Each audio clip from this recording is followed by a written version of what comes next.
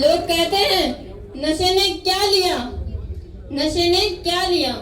मैं कहती हूँ सब कुछ लिया, मैं कहती हूँ सब कुछ लिया। प्यार भी भरपूर गया, मांग का सिंदूर गया। प्यार भी भरपूर गया, मांग का सिंदूर गया। नन्हे ननिहालों की लंगोटियां चली गई, छोटी छोटी बेटियों की चोटियां चली गई। बाप की कमाई गई, भाई की पढ़ाई गई।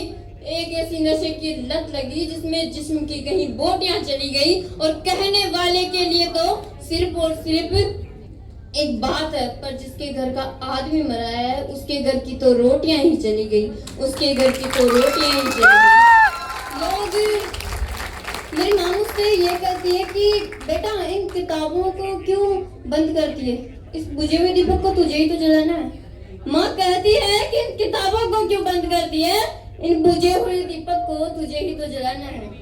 अब कैसे समझाऊं मैं उस बेबस माँ को, कैसे समझाऊं मैं बेबस माँ को कि कलम उठाने से पहले मुझे इस घर का चूल्हा जलाना है, इस घर का चूल्हा जलाना है।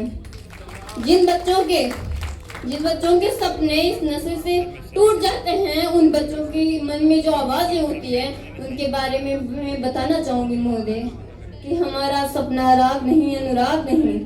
हमारा सपना राग नहीं, अनुराग नहीं, सद्भाव नहीं, दुर्भाव नहीं, ना ही हमारा सपना अभिलाषा है।